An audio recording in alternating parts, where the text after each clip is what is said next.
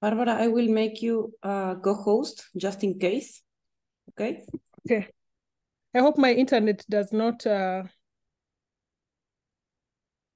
disappoint. It seems to be working really well. Papa. Better than before. Yeah. I need to just go get, let me just ask someone to get me. Jada, I need to go get me my internet. It's charging in the room. The small thing, the small model. Gaby. Buen día, Gaby. Yep. Bien. So we allow people now? Yeah. I don't wait for Matt. I just allow people in. Okay. Oh, I can see there are 12. Yeah, wow. I can start having. I think we can. Okay. Yeah. I'm with Tati, so I will just keep my video off. Okay. Okay. No worries.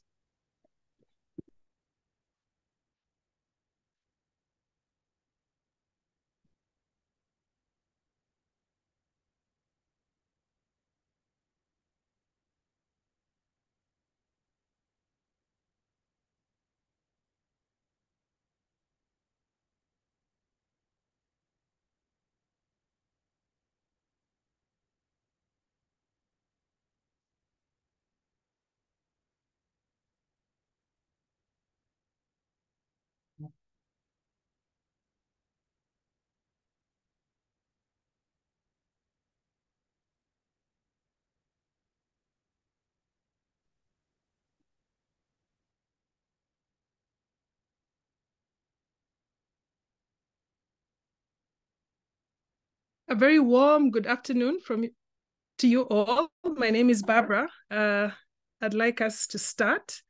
Thank you very much for honoring our invitation to attend this very important webinar. Our speaker today is none other than Mr. Matt Canfield, who is an assistant law professor of Law and Society and Law and Development at Leiden Law School in Netherlands. Thank you very much. And probably Matt, you could start as we kickstart today's session. Thank you very much. Sure. Well, first of all, thank you all for joining and for the invitation to speak today. I'm going to speak for about 30-ish minutes, 30, 40 minutes maybe, looking and talking a little bit about exactly what I was invited, the politics of data and understanding the value of data for farmers and food systems. I'm going to share my screen. Okay, let's see. All right, good. So you can see the full slides now. Yes? I think so. Okay, so I have just a little bit of background about myself. I've been doing research on this issue of agricultural data, datafication, digital technologies in agriculture, and importantly, the significance of data and data governance. And a lot of my research comes from Kenya, which I'll talk about today, but also being a participant in the Committee on World Food Security is negotiations of a set of policy guidelines on data and data collection tools and analysis for food security and nutrition, which ETC Group participated in and was one of the leaders in that process. So briefly, I'm going to talk about the digitalization and what we call the datafication of food systems, and that word is very important, which I'll talk about. I'll also talk about how governments are actually promoting this process of datafication and what that means. Governments play an important role in establishing sort of a baseline data for many private sector actors to use. I'll talk about specifically extracting value through inputs, and I'll talk about seeds in particular, since it's a context that I think we all understand clearly, and how datafication is used and how the private sector is extracting value of data. And finally, some discussion about agricultural data politics and governance. So I'll start with a brief overview of digitalization and digital food systems. So generally, we're in a period that is now being called the digital agricultural revolution. Oftentimes, this is described as agriculture 4.0, digital agriculture, precision agriculture, smart farming. All of these terms describe the same set of processes where we're seeing the increasing use of digital technologies from the farm level to every other aspect of our food systems, whether that is in distribution or even consumption, all of these new digital tools. And you'll see in this picture on the, I think, my right, which it describes the digital agricultural revolution in the context of other revolutions. So the Neolithic Revolution, where we turned to settled farming, the British agricultural revolution, which was all about the development of monocrops and using technology to develop commercial farming techniques. Then the Green Revolution, which we all know about incorporating hybrid seeds and fertilizers into farming. And this digital agricultural revolution, what its main input is, or what it operates through is through data, as you'll see. So we see this at every level, whether that is for input markets, whether that's on farms, or whether it's for consumers.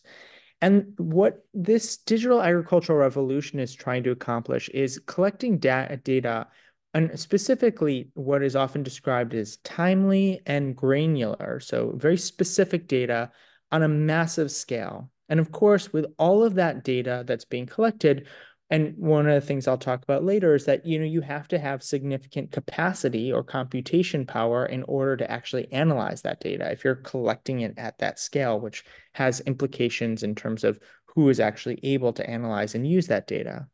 That data is said to offer what is often described as decision-making support to farmers, consumers, the private sector, and government. So, for example, if you have data and you're a farmer, about what crops you're growing and what the yields are of various crops, you might decide for the next season that you want to plant one over the other.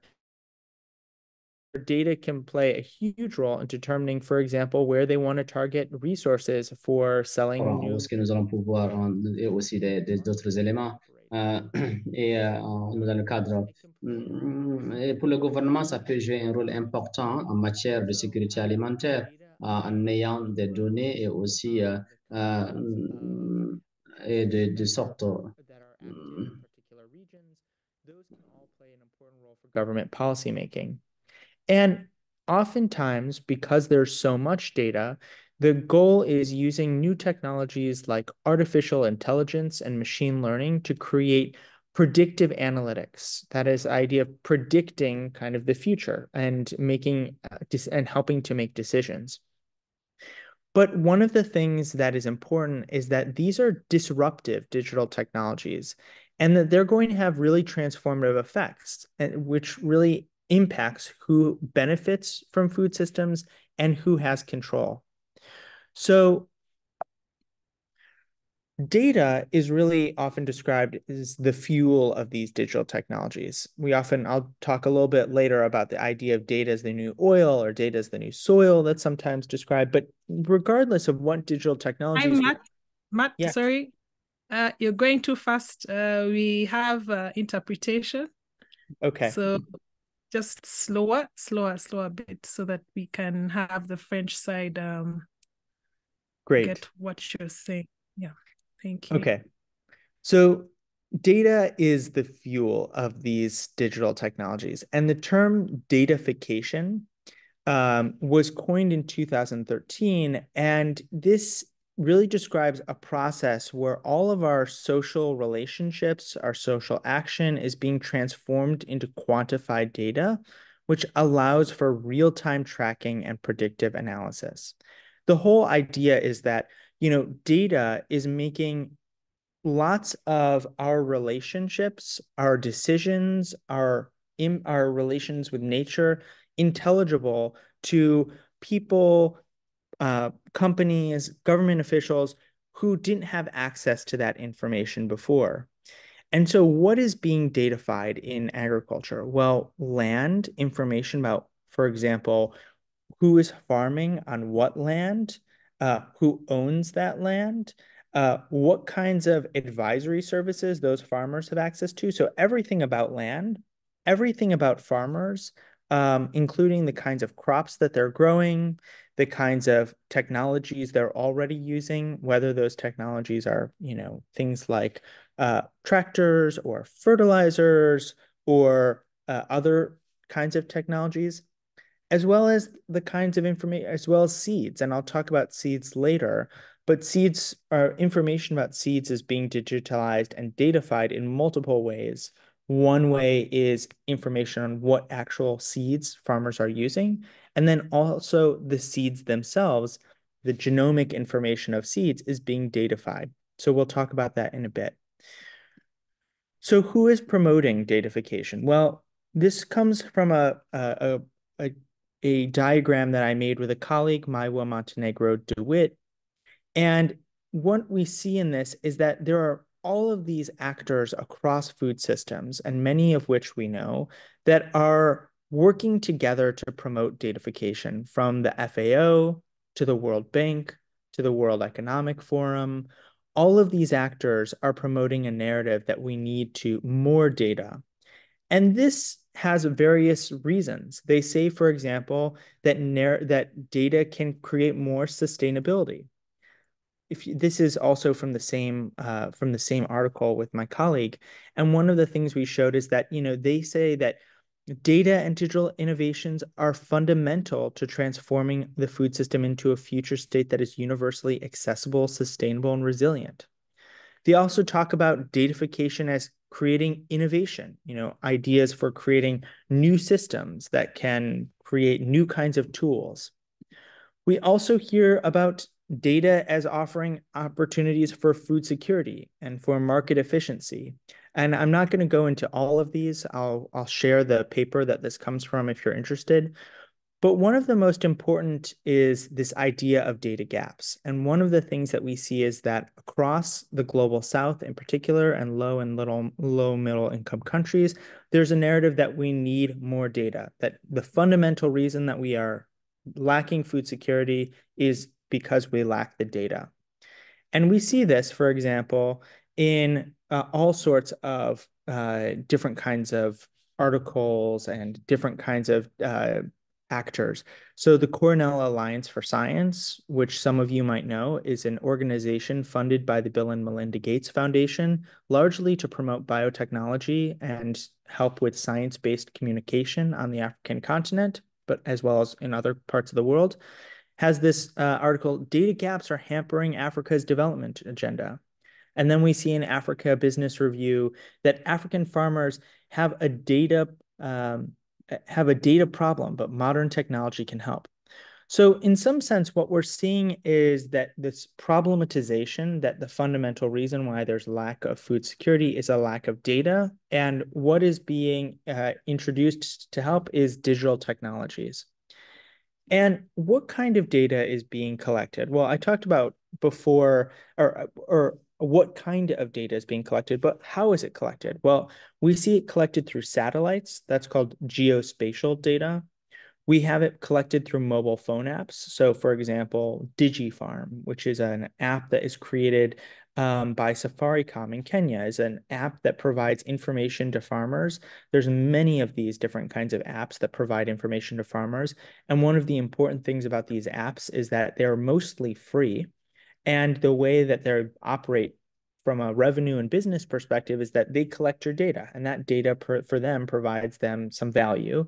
And in exchange, they offer you some information. So mobile phone apps are a key one, especially on the African continent. We see through soil sensors. Soil sensors are becoming increasingly low cost. And so soil sensors can be one place, or sensors on machinery. And finally, we see also data being collected through government registration or census takers. And we know that many countries, for example, engage in agricultural censuses, but in Kenya, for example, there was just a massive effort to do a farmer registration collection through a mobile phone app, which I'll talk about. And that data is really important for providing what they describe as new kinds of services through digital technologies. And who is data valuable to?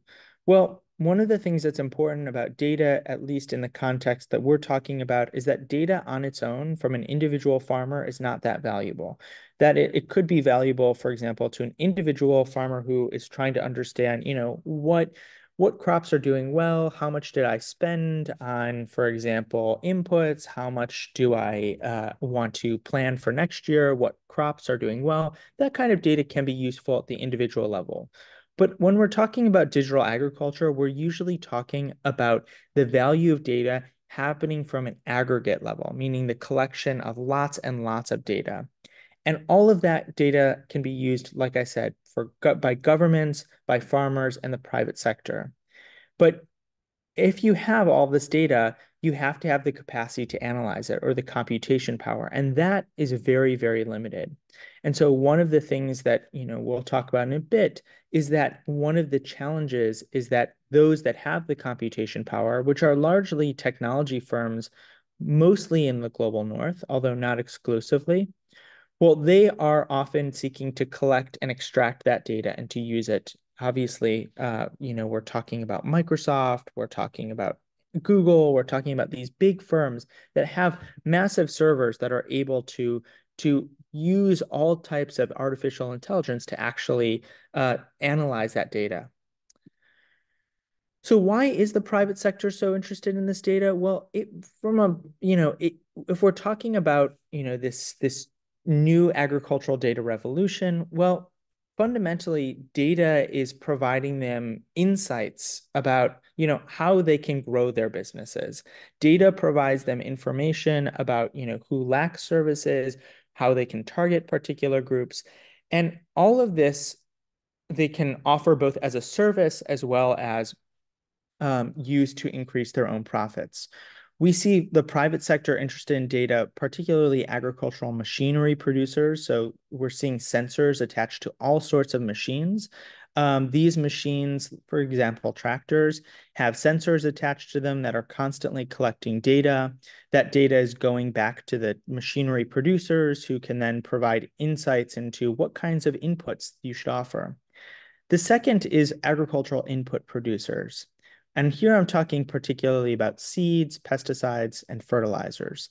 And one of the things that we see, particularly in Europe, is that there was, during this period when there was a massive consolidation of different agricultural input producers. So when we saw those mergers between, for example, Bayer and Monsanto, one of the things that we saw in those documents is that they said that data was really, really important to them.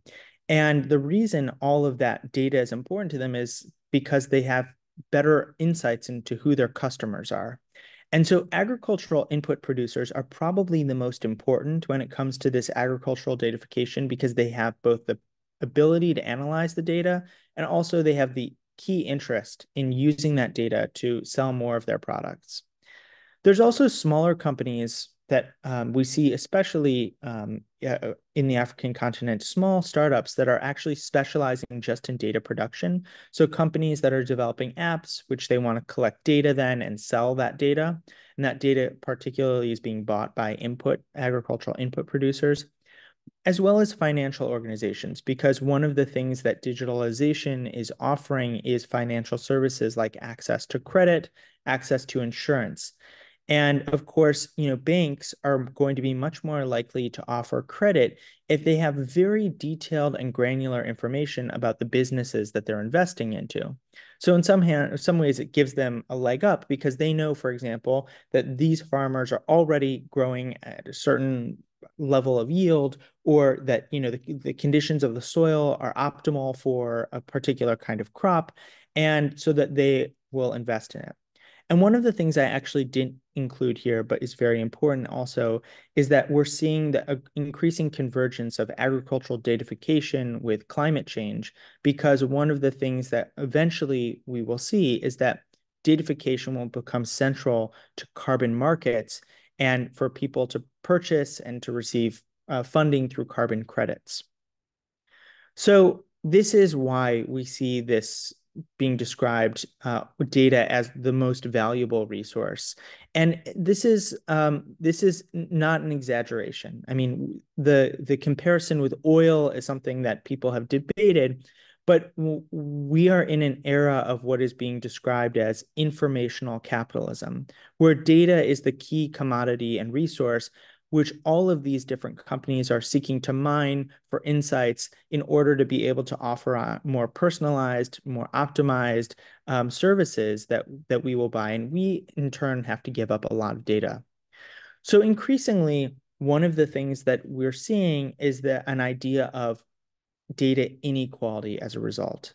And the idea of data inequality is not about having or not having data. It's not just about that, but also in having the power to decide what kind of data is being generated. So what kind of data do we need information on?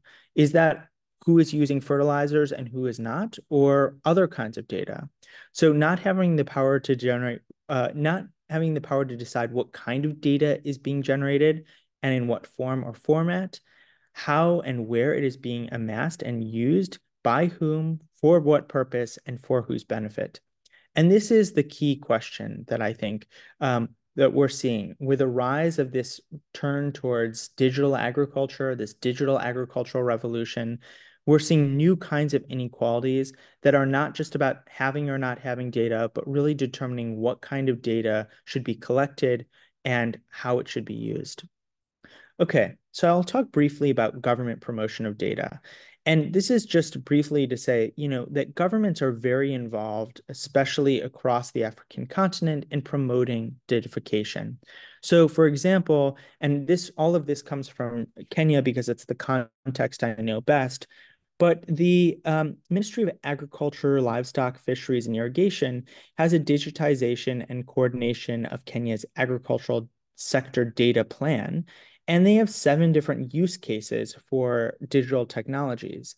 And these are all about using data for various purposes. One of them is to create e-incentive systems, that is to kind of shift subsidies from just providing fertilizer to providing these surveilled systems of providing subsidies to farmers that I'll talk about in a bit.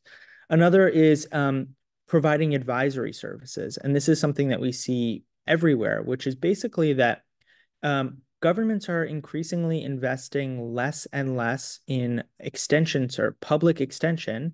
And instead, they seek to get out of that business and instead allow all of these digital tech companies to offer advisory services through apps. And these private companies obviously are collecting lots of data. They also are using digital tech to create things like early warning systems and food balance sheets to promote food security so that the government has more information, to encourage farmers to grow particular value chains. These are particularly oriented around export-oriented crops, so coffee, mango, crops that governments see opportunities to really expand their foreign exchange with, and other kinds of digital services. So in Kenya, one of the things that's interesting is that as part of that, they created this Kiami system. And this Kiami system is the Kenya Integrated Agriculture Management Information System. And it was developed with the Kenyan government and the Food and Agriculture Organization. And one of the problems that it helps to solve is creating what is often described as foundational data. So one of the biggest challenges for companies is that they don't have one central repository where they can get all of the baseline data on farmers. That is, what farmers are growing what crops on what land. And that's really important. And so this Kiami system, they trained what they called agropreneurs to go around the country. They have millions of profiles now using an app to create basic information on every single farmer. And it's pretty impressive how much information they were able to collect on each farmer. They collected every crop that they're growing, every technology they're using, where they get their seeds, where they're currently getting their advisory services, and more information. And you can imagine that especially for the private sector, which has been really hungry for this information, they have been really waiting for it. And as a result, the Kenyan government is planning to share this information with through its Kenya Agricultural Data Sharing Platform, which it describes as a revolutionary approach to data exchange in agriculture by fostering collaboration between organizations and harnessing the power of collective data. So all of this data is eventually the idea is to be shared. That is the private, and I'll say what's important is that the personal information will be taken out. So, if I'm to come back to this slide before, if we're talking about this farmer in Kisumu County, their name might not be attached to it, but all the other information will. So what land, what crops, what inputs, etc. And so one of the challenges that I'll talk about in a bit is that, oftentimes when we're talking about data protection in general, we have this distinction between personal data and non-personal data. And in many contexts, that makes a lot of sense. If we're talking about health, for example, if a government has a list of, the people who are suffering from sickle cell anemia without any of their names attached, well, then those people are unlikely to really, have any consequences from this. But when we're talking about agricultural data, even if you don't have the name of a farmer attached to it, that is the personal data, because these farmers live on that land, because they are constantly on that land, the distinction between personal data and non-personal data is much more blurry. And all of this data is really there's no governance of it. And we'll talk about that in a moment. Okay, so I want to talk a little bit more about actually how the private sector is extracting value, particularly through inputs, and I want to focus on seeds. So this is a chart of different kinds of services, digital applications from 2020, I think. So it's a little bit old, but this was a survey done by the FAO on what are the different kinds of services that are being offered for farmers when it comes to digital applications. And you'll see that the two highest ones are advisories and financial.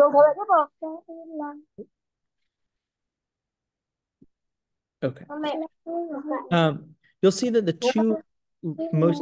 two biggest ones are advisories and financial inclusion. And one of the things that is important about that is those two are the ones that are typically the most interested for input producers as well as for financial institutions. So one of the things that we see is that data is being collected on small scale farmers to encourage particular farming practices. So through these apps, some examples are Climate Edge or DigiFarm. And these are being, you log on, you say, I have this kind of issue, and they tell you, oh, well, you need to use this fertilizer, or these type of seeds are best suited for your land.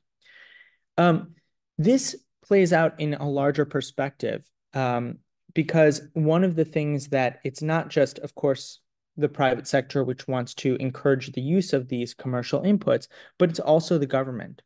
So this is a very complicated diagram that shows the process of e-incentives that the Kenyan government has been planning to implement. And the basic idea is, that you'll have this farmer registration database, which I just talked about, the Kiame system, and all of the agro dealers also register and the farmers register. All of that is inside. The government decides we're going to give e-incentives to a subsidy to farmers.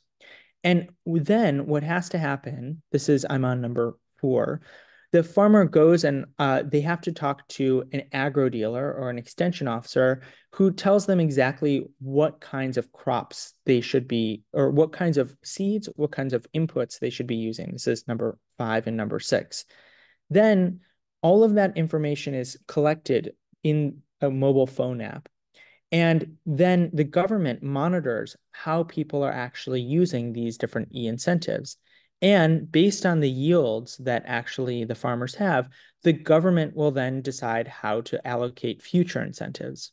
So one of the things that we see is that the government and the private sector are using a lot of this data in order to determine, one, what kinds of crops people should grow, what kind of inputs they should use, as well as surveilling them to see if they're using them and whether they're successfully planting, to then determine whether or not it will continue to offer services. So this raises concerns, particularly about surveillance, about the control that is being exercised by governments in relationship with input producers. So civil society groups and researchers have said that there's a lot of concerns about this kind of use of technology.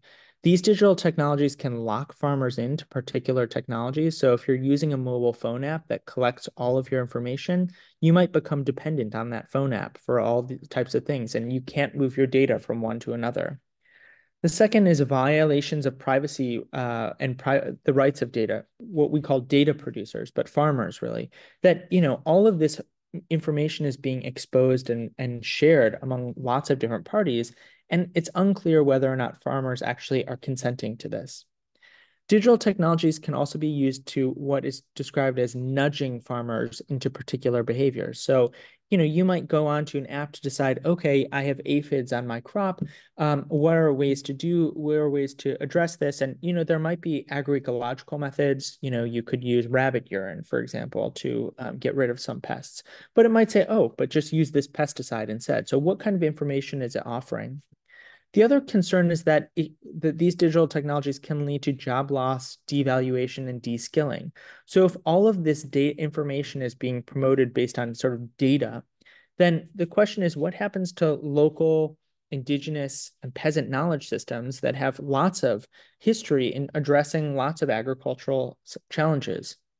The other issue is that civil society, social movements, farmers' movements, and even governments can have really unequal capacity to draw benefits and to use that data. Like I said, a lot of the large companies are the ones who are able to actually mine this data for insights that are useful primarily to them. Then two other major concerns is that this can lead to further corporate capture. We're already seeing lots of corporate consolidation in all of the almost every aspect of the food system, something that ETC Group has worked a lot on. And even though data is often described as, environmentally neutral, actually using all of these servers and all of this data can actually be use lots of water resources and lots of energy. The other place that we're seeing digitalization happen that is raising concerns, of course, is that datafication is taking place over actually natural resources. And what we're seeing is this push to digitally sequence seeds.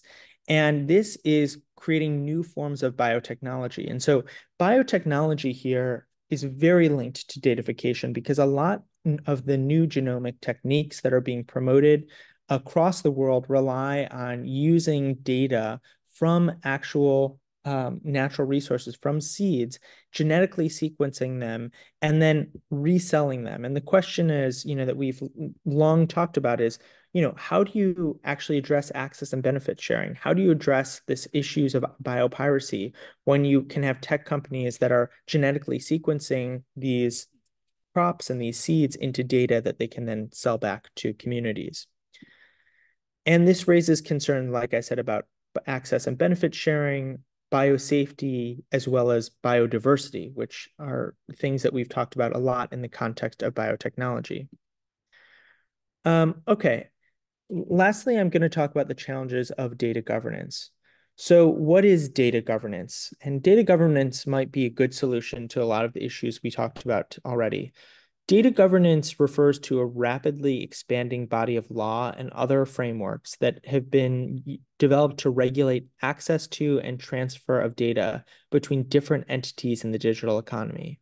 And in general, data governance includes rules that govern the collection, the use, the transfer of data, and that's both across borders as well as within borders. Calls for data sovereignty, for example, are oftentimes focused on emphasizing that data should not be able to cross borders without particular regulations. And data governance also includes privacy regulations and data protection. And, many countries around the world have data protection laws, and this is just one component of data governance. Data governance includes a much wider set of rules and frameworks. So, like I said, one of the challenges of agricultural data governance is that most agricultural data is seen as non-personal and is not protected by most data laws. And in fact, instead, although there's this idea that farmers should own their data because it comes from their land, their knowledge, and their practices, instead, agricultural data is often governed through contracts between technology producers and farmers based on consent. And, I think all of us know we all have, various apps and kinds of have been on the internet. And these are terms and service conditions that are long legalese, written in legalese, and difficult to understand. So what this consent actually means is a really big question. And the other question that we should ask is consent a one-time process, or is it something that you might actually have to ongoingly consent to based on who your data is being shared with? The other challenge of agricultural data governance is that it is often seen as a technical process rather than one that is deeply implicated in rights. And that's something that, is important for farmers, that it's really about their rights. And there's lots of different global forces right now that are pushing countries to develop data governance in different ways. One of the most important of those is the GDPR from the EU. That's the General Data Protection Regulation. But again, that only covers personal data. There's also a lot of agricultural codes of conduct that have been developed, but primarily in the global north for large-scale commercial farmers, not for small-scale peasant and indigenous farmers. There's also different kind of pressures on agricultural data governance from different trade institutions. So the World Trade Organization and discussions about intellectual property are ones that are ongoing in the WTO, and what are the implications of data. There's also trade agreements that are seeking to shape data protection in different kinds of ways. So for example, the United States is currently negotiating a trade and investment partnership with the Kenyan government that would significantly lower its data protection guidelines, because the US has a much more liberal approach to data governance than the EU, and the GDPR, which was the model that the Kenyan data protection law was passed based on. And we see this around the world, where basically the EU, China, and the US are seeking to influence countries around the world to develop particular standards of data protection. We also see, when we're talking about those biotechnology forms of data, what we just talked about in terms of digital sequence information, that there are ongoing conversations both in the Convention on Biodiversity and the International Treaty on Plant Genetic Resources. Very different kinds of conversations, but those are important arenas where, there's a lot of resistance to this idea of digital sequence information. And finally, one of the only areas that we see actually a human rights-centered approach is coming from the UN Committee on World Food Security, which was debated just last month and was accepted by governments. So if we're thinking about, and I'll just take 5 minutes more. If we're thinking about different approaches to data governance, one way we can think about it is farmer-led innovation and digital agroecology. This is, there's lots of different small projects that are focused on developing digital tools and forms of data governance that are rooted in the needs of small-scale or agroecological farmers. But these are just small projects. They're not sort of larger standards, but they offer an important space to think about what kinds of data governance do we need for agroecology? What kind of digital technologies do we need? And so these Macho Sauti in Tanzania or L'Atelier Paysan in Canada are both examples where we see organic and agroecological farmers developing their own technologies and standards. The Kenyan the Kenyan government also developed a data governance framework for agriculture. It was the first ministry to develop its own regulations on data use. This is very limited because it only really focuses on one aspect of data governance, which is that farmer registration data that we talked about.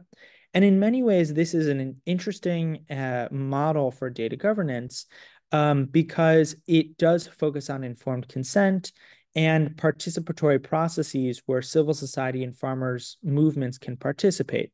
Unfortunately, at this point, this isn't really being implemented, but it is something that was developed in the ministry and it can be used potentially. And then finally, two last approaches. One is that the civil society and indigenous peoples mechanism, which is the group of 11 different constituencies in the UN Committee on World Food Security, UN Committee on World Food Security, that debated this issue on data collection, analysis, and data tools and data collection and analysis for food security and nutrition.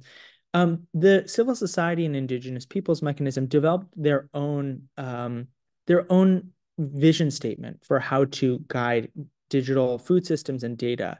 And they really emphasized food sovereignty. And they said that food sovereignty movements already have a great deal of experience fighting to a great deal of experience fighting to recognize, respect, and protect local peasant and indigenous knowledge systems, which can appear or not in the form of data, and that agroecology offers well-developed models for information collection and analysis.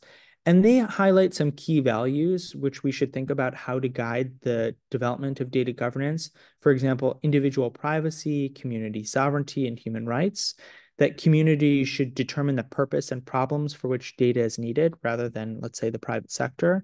That technology should be assessed before they're implemented. That data should be governed by communities and that are represented and affected by data, and that when communities determine it's safe, share it and hold it as commons rather than governments just collecting and sharing all of farmer data. And in particular, that public data infrastructures and capacity support is needed to enable data sovereignty and collective governance, in part because, like we said earlier, one of the problems is that oftentimes the infrastructures of data collection and analysis are private, meaning that private companies have access to all of this data. And finally, one last set of principles that are interesting is the Data Values Project that was developed by the Global Partnership for Sustainable Data. And they have 5 principles.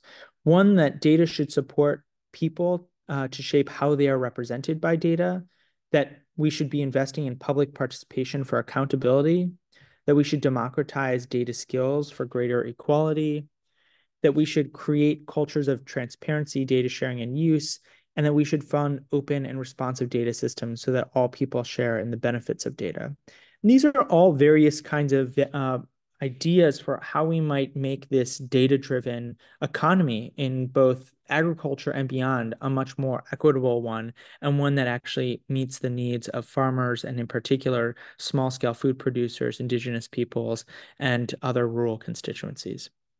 So thank you so much. And we can open it up for conversation.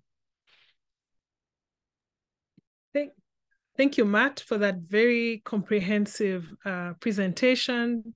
You've really painted a picture about the whole notion about datafication and why data is important and why it's the most important thing, most important commodity right now in the world. I don't want to spend so much time going about what you just mentioned, but I'd like to open up for discussions and comments in the remaining time that we have. So I'd like to open the floor for discussion. Thank you.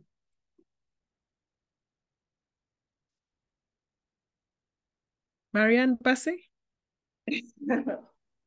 Yeah, Barbara, thank you. Thanks for that presentation, Matthew. It's nice seeing you again, even though it's virtually after all these years. I hope we can meet in a beautiful 2024. I mean, the question that we have, I just came back from a meeting in the AU, the African Union, in Addis Ababa, and they tend to look at it as civil society as always opposing every good thing. I mean, on the face value, data would help Africans in agriculture and all that. So why are we, I mean, why are we really opposing it? I mean, of course, I have very good reasons to say this, we have to be very cautious and all that. So, I mean, if somebody should ask you, I mean, why do you think Africans don't need this data to help them develop their agricultural practices? I mean, what would be, you just want like maybe a straightforward answer. You know, it's already technical. This discussion is already a bit technical, especially for people in the grassroots, but we always need like good points to say, okay, this is why we need to be cautious. This is why we are wary of this thing. I mean, apart from the issues of control, like the control, what other major issues do we have with this big data agriculture? Thank you. Thank you, Marianne. We'll go to George Abraham. Hi, thank you very much. Thank you for taking this question. Very interesting. Thanks, Matt, for that. Can everybody hear me? Yes, we can hear you clearly. Great, fantastic. Thank you for that very, very elaborate detail and presentation. My challenge, having worked, I was born in Africa, and I do a lot of consulting work in that part of the world and other parts of the world. The big challenge, obviously, is, as you correctly mentioned, data is very important. But the issue and challenge is, number one, governments, how they provide that information and how they disseminate that information to the grassroots and the control of that information. Because the biggest challenge, I think, where people start doubting about the data and how it is protected is because private parties and private conglomerates obviously want to sell their services and their solutions and their seeds. And, you know, financial and food security is become one where the local seeds are being wiped out over a period of time. And so people are skeptical about the information that's provided and how it's been manipulated for bigger corporates to influence. So I don't want to go and take too much time. Those are the kinds of things of building confidence in the data and the transparency of the data with the people and informing them at different levels, because one is people don't know the information is there. Some people know the information, but they don't have the technology. So it's those crossroads that are the key things that we need to navigate to make it a really transparent and provide food security in the agriculture sector. Thank you. Thank you, George. I'll just take a couple of more questions. Matt, I hope you're jotting them down. Ali, and if kindly, Ali is from Burkina Faso. Oui, merci. Thank you. Félicitations encore pour cette très bonne présentation. For this very brilliant presentation. Two questions. The first question, we realize that the data collection on crops has become a very important stake for the government and also other stakeholders.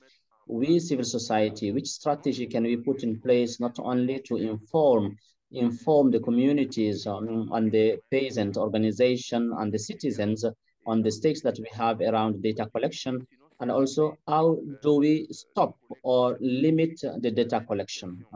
The last question, but not the least, how can we make sure that to do in a way that this sharing, the issue of sharing, the access and the sharing, equitable sharing of benefits linked to biodiversity to be a reality with the indigenous communities, given that this issue of data collection is not protected. It is just free, of course, it is free. Thank you so much. Thank you, Ali. There's a question in the comments from Sabrina. She is asking, Matt, have you come across any governments wary of digitalization, or all governments are fully embracing digitalization? Okay, maybe should I jump? Answer that? Yeah, okay. jump in.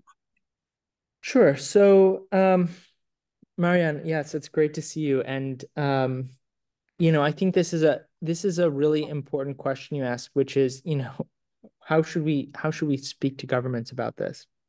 And I think there's a few things that I think it's linked to Abraham's question, but one of them is that I think that, digitalization itself, we can debate that, but I think that most farmers are happy to be more connected. And as people who are promoting agroecology and farmers movements, being able to connect is something that is great. I mean, one of the things I saw, for example, when I was doing research with small scale food producers is that, just having WhatsApp groups with, other local farmers where they can talk about pests or different issues that have come up, or building a kind of a small savings for their community. Those are all really great things. And so the digital technologies, I think themselves are, there are things that we should obviously assess and think about, but I think this issue of data governance is actually a way for us to think about, what are the ways that these digital technologies can be predatory? Because if data is this important commodity, then, data governance can prevent, for example, private companies having access to data. And I think one of the things that we're seeing is that, the most of the actors that are promoting datafication and talking about data are all of the same Green Revolution actors. And this is really sort of a new discourse of the Green Revolution that is seemingly less predatory and more neutral because it's just about data.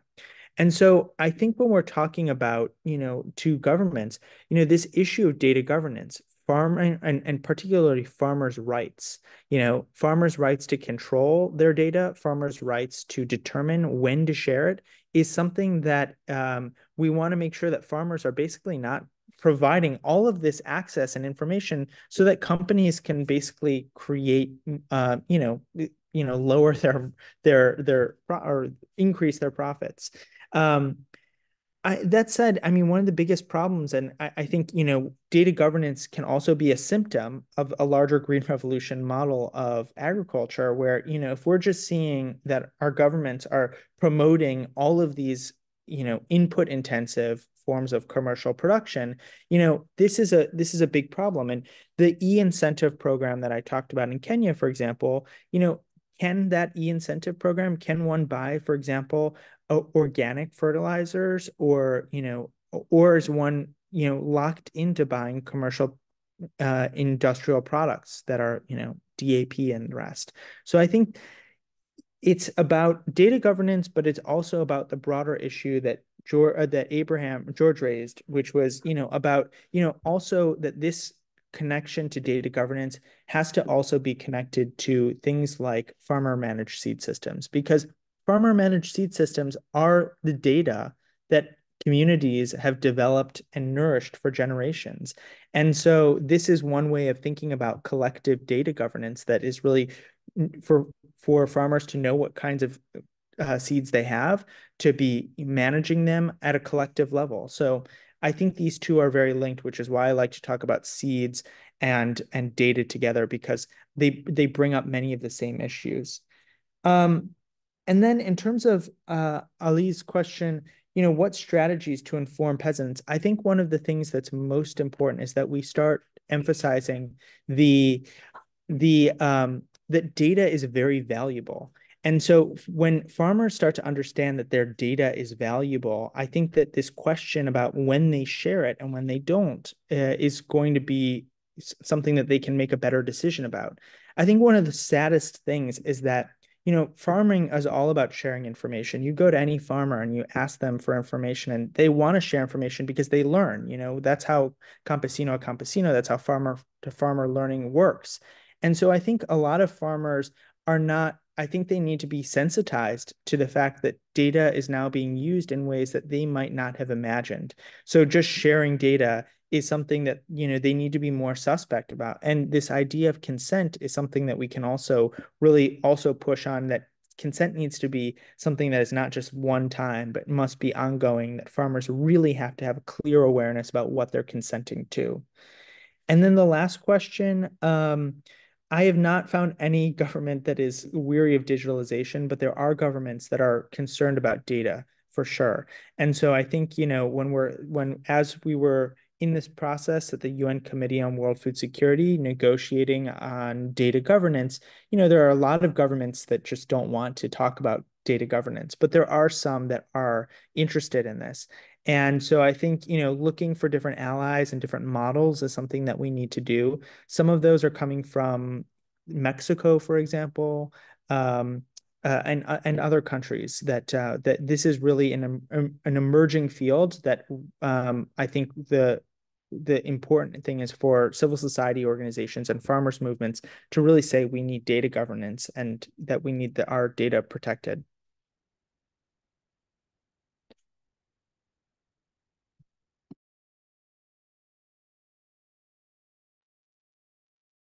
Are there other questions or comments?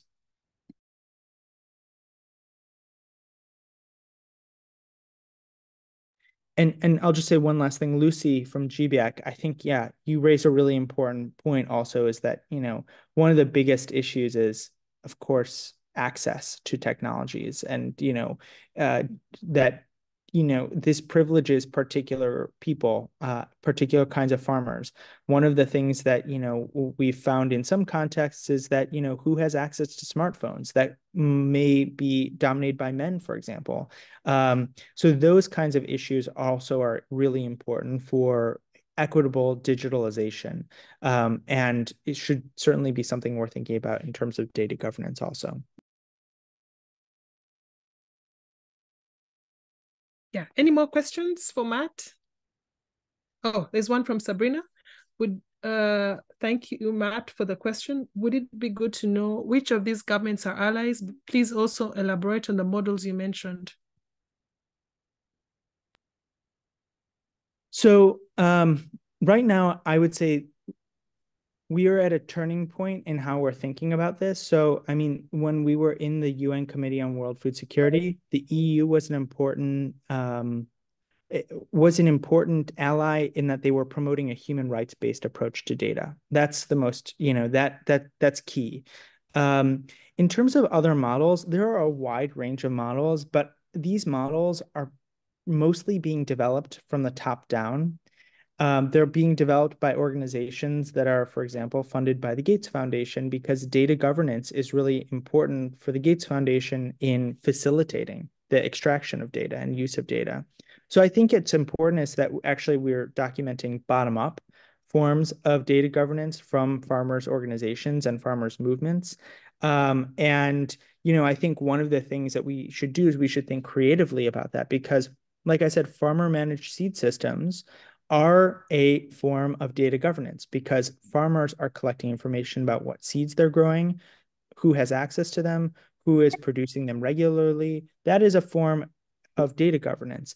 And I think that, but there's not a lot of information out there about how farmers are actually doing that. So what's needed is also more research from actually the voices of small scale farmers, food producers, peasants, and indigenous peoples, and fisher folk. Thank you, Matt. Any more questions for Matt before we close?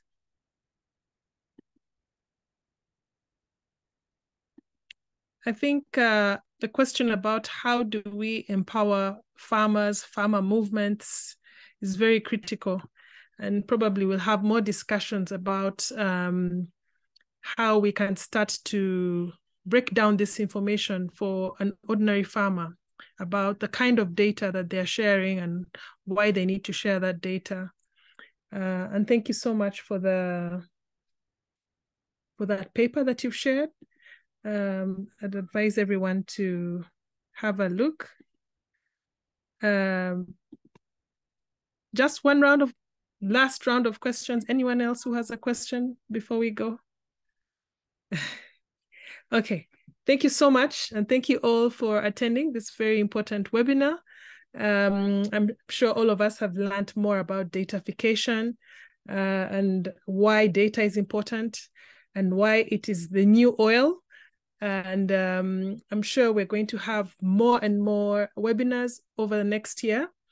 And like I said in the chat, for everyone who is interested in more webinars like this and to understand what digitalization of agriculture is and what datafication is, we're going to have more webinars next year to demystify and to break down this information so that we can empower our farmers, our movements, civil society organization, and allies that we work with.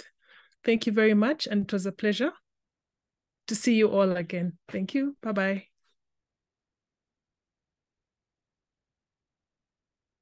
A photo before we go. Those who are here. You want a photo? Oh, they're all gone. They're all gone. Yeah. You could have taken a photo. Those who are around, let's take a photo on your camera. It's end of the year. It's a good meeting. You know? I wish I had shared that. Yeah. If you can, I know if you can put on your camera, that would be fine. Good morning, my brother Mariam. Hey, Ali, good to see you. I didn't even put on my camera. So if you can put on your camera, that's fine. If you cannot, we totally understand. So you kind of 1, 2, 3, just give me your best smile. Winning. Yeah. I'm gonna share the photo with people are still coming up. Okay. Put on your video so I'll take and then share with Barbara and she'll send it to you. Give me your award-winning smile. Corporate busting smile. Just give it to me. Yeah, let's do this.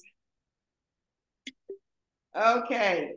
Thanks, good people. This was wonderful. Thanks, Thank you so much. Thanks, Maria. Bye. Thank you very so much for the interpretation. Bye. Yeah.